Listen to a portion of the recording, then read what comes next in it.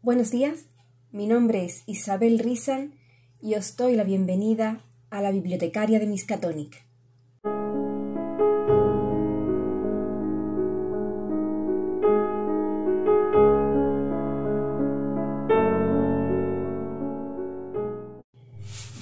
Buenos días, ratoncillos y ratoncillas. Espero que hayáis pasado un feliz lunes y un feliz martes. Gracias a los nuevos suscriptores, a los que siempre estáis ahí, muchísimas gracias, de verdad. Soy muy pesada, lo sé, siempre empiezo el vídeo de la misma forma, con el mismo tonillo, pero es que yo quiero daros las gracias. Bueno, pues comenzamos.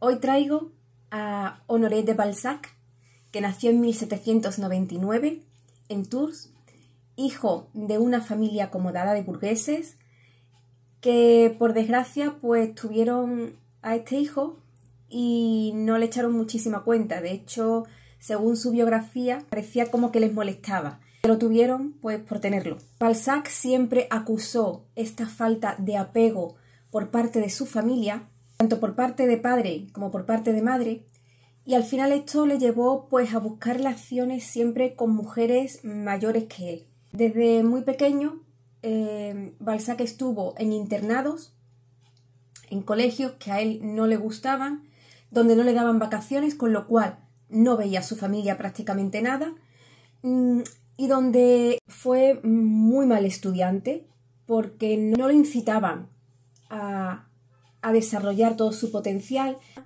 El sistema de aprendizaje era de memorización de textos. No hacía falta que entendieran, simplemente tenían que memorizar lo que les enseñaban y saber plasmarlo luego en un papel. Y bueno, su madre tampoco le mandaba dinero, con lo cual siempre estaba padeciendo necesidades, porque su madre lo que quería era que aprendiera a ahorrar y a ganarse la vida. Y no le mandaba absolutamente nada. Estoy hablando de un Balzac que contaba por entonces 8 años. Balzac cae enfermo en esa época, no se sabe qué enfermedad fue, una enfermedad indeterminada, y lo mandan a París con su familia. En la época en que se mudó a casa de sus padres fue una época para él muy mala y se aferró a la literatura. Allí en París, digamos que molestaba que sus padres no lo querían en casa y siempre lo estaban instando a que buscara trabajo. Ya por entonces Balzac contaba con 15 años. Balzac posteriormente afirmaría que intentó suicidarse tirándose por un puente al Loira. Un año más tarde de este suceso, con 16 años, lo internan en la Sorbona para intentar hacer de él un hombre de bien. Lo apuntan a los estudios de Derecho. Tras esto, él empezará a trabajar en un bufete de abogados. Por eso, en las obras de Balzac se hace tanto hincapié en los asuntos legales, porque Balzac allí aprendió sobre leyes y aprendió lo que eran los intereses de las personas y vio toda clase de comportamientos. Era un trabajo muy monótono y él intentó abandonar este trabajo para empezar a escribir, pero no tuvo mucho éxito. Consiguió salir adelante porque cuando empezaron a fijarse en él, le hacían encargos y él los firmaba bajo seudónimo o incluso muchas veces dejaba que otros firmaran sus propios trabajos. Lo que ocurre es que estas novelas tenían una calidad muy mala y tampoco él tenía muchas ganas de que se las relacionara con ellas. Escribía muy deprisa y por eso se le tuvo en cuenta para estos encargos. Se metió en ciertos negocios de editoriales que todos les salieron mal. Estuvo siempre en la cuerda floja económicamente, tuvo siempre muchísimos problemas económicos, hasta que escribió Los Chuanes, o El último Chuan, que fue el que lo colocó en el punto de mira de las editoriales y empezaron a reconocerlo como un gran novelista, empezaron a reconocer su talento. En 1832 conoce al que sería el gran amor de su vida, la condesa Hanska, que era ucraniana, estaba casada, y que su marido no era ella con su marido no se llevaba bien, era un matrimonio de conveniencia, pero no quería dejar a su marido porque le daba estatus social y le daba dinero. Parece ser que la condesa no tomó nunca a Balzac en serio, realmente no lo amaba, pero la entretenía, sobre todo en las épocas en que ella se iba a Ucrania, pasaba muchísimo tiempo sola y se escribía con él le hacía la corte y bueno, pues así se entretenía la condesa. Fueron 15 años de correspondencia. Cuando el conde muere, Balzac tiene la esperanza de poder casarse con Hanska, pero Hanska no quiere casarse con él. Entonces siempre le está poniendo impedimentos, que si cosas legales por los asuntos económicos de su marido, que podría perder lo que tiene, que si el zar no le daba permiso, que si sus hijos... Total, que un día Balzac ya decide ir a Rusia y en ese viaje el clima de Rusia no le sienta nada bien, enferma, y Hanska se da cuenta que bueno, que no va a durar mucho y al final decide casarse con él. Efectivamente, a su regreso a París, Balzac lleva muy mal el viaje y termina muriendo en 1850, pocos meses después de su matrimonio con Hanska. Su gran amigo Víctor Hugo diría: a partir de ahora, los hombres no se volverán a mirar el rostro de aquellos que han gobernado, sino de aquellos que han pensado. Se equivocó Víctor Hugo, por desgracia. A su entierro, aparte de Víctor Hugo, acudieron Alejandro Dumas, hijo y padre, Gustave Courbet y Frédéric Lemaitre, entre otros.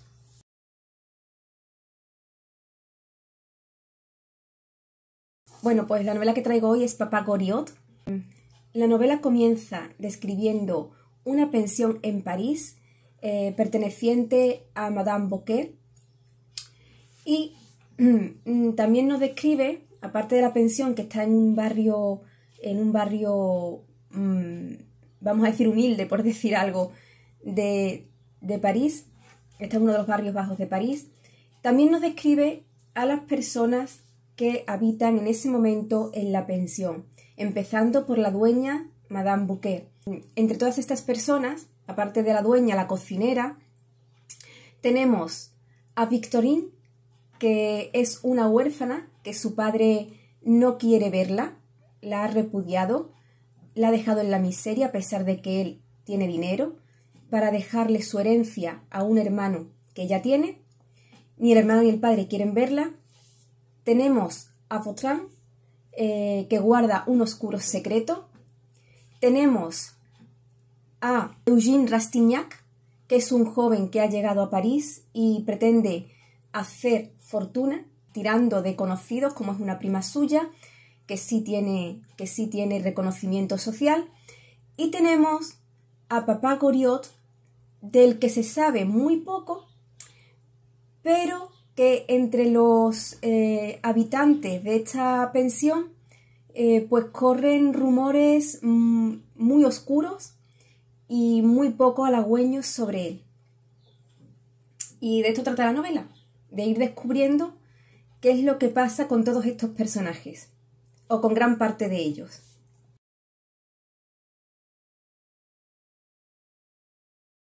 Bueno, pues, a ver, no sé si habréis visto el short que puse sobre este libro. Es muy curioso porque cuando lo abrí me encontré con que está al revés. No sé si se...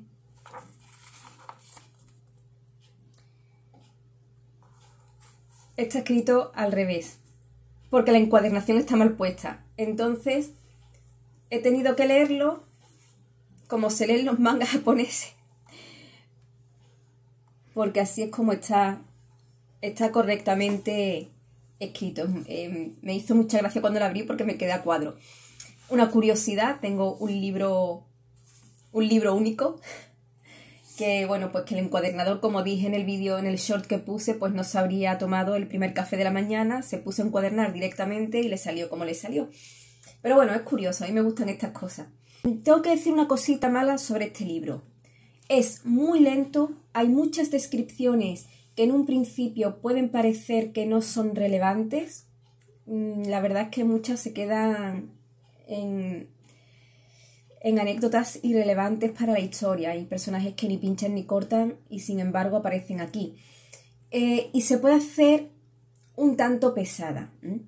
¿Qué ocurre? Pues que la pluma de Balzac es tan buena que al final termina atrapando al lector en las páginas blancas y negras de su novela. Me ha encantado encontrar aquí personajes que yo ya conocía, que Balzac ha tirado de ellos en esta novela también, como es al abogado Derville, que si bien no aparece en la novela, sí se le menciona mucho. Derville es el abogado que sí toma un papel muy relevante del coronel Chabert, de la que hablaré otro día. Esta novela es un canto no al feminismo, pero sí contra el machismo. Siempre el hombre ha tenido que ocultar por esa presión social los sentimientos, las muestras de cariño hacia sus hijos, no ser excesivamente efusivo con esas muestras de cariño porque demostraba un carácter débil. El machismo no solamente ha afectado muy mal a las mujeres, muy mal, han sido las mayores víctimas, pero los hombres también han sido víctimas de este machismo.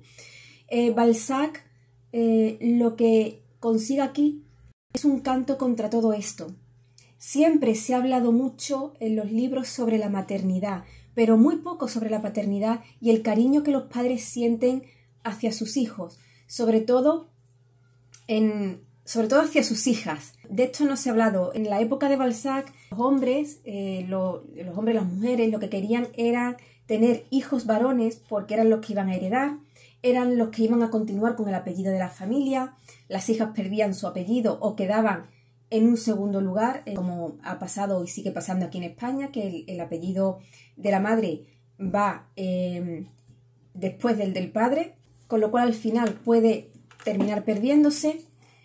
Entonces Balzac es un revolucionario en este sentido, porque lo que nos muestra en esta novela es un canto a la paternidad y al amor, no hacia los hijos, sino hacia las hijas. La historia va a conseguir que se remuevan muchas tripas, va a conseguir que salten lágrimas, porque el lector se termina emocionando con esta novela. Es toda una declaración de intenciones contra todo lo impuesto por la sociedad al sexo masculino. Es un acto de rebeldía contra todos estos pensamientos y estas acciones. Pero es que Papá Goriot es mucho más que un canto a la paternidad, es un bofetón en toda la cara a todos nosotros como individuos que tenemos el mismo mal en la raíz, que es el levantar calumnias, el hablar sin saber, sin conocer realmente las circunstancias de la vida de las personas. Y por supuesto en el papel de Eugène de Rastignac tenemos la lucha que tenemos todos los seres humanos individuales, que todos nos hemos encontrado en situaciones similares, cuando debemos decidir cómo actuar. Tenemos que decidir entre lo justo y lo injusto, entre lo debido y lo indebido, entre elegir el camino que debemos seguir, o el camino que nos conviene, porque generalmente, la mayor parte de las veces, no siempre, el camino que debemos seguir es el que nos viene mejor a nuestros intereses. Pues ese es el papel que nos muestra Eugène de Rastignac en esta novela. Todos hemos compartido esa lucha interior con nosotros mismos que muestra aquí ese personaje.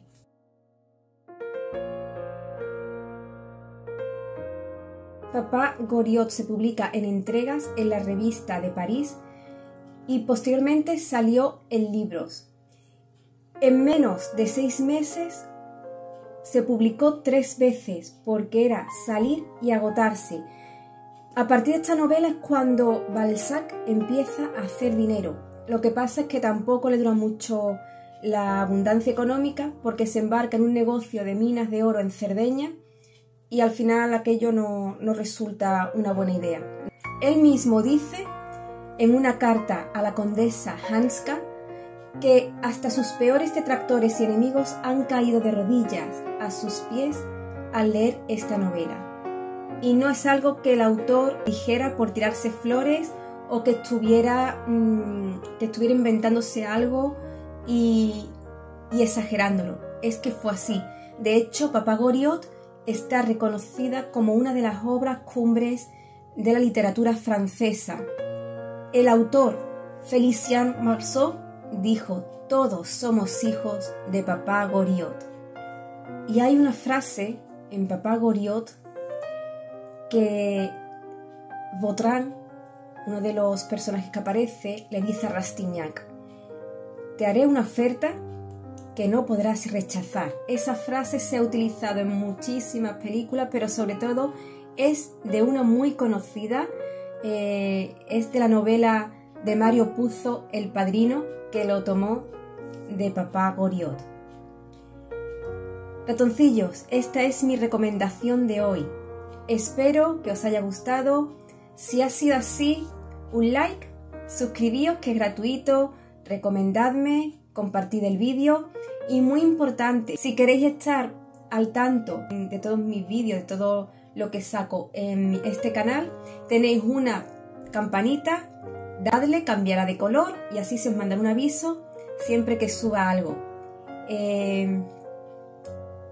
Bueno, pues nada, pues esto es todo.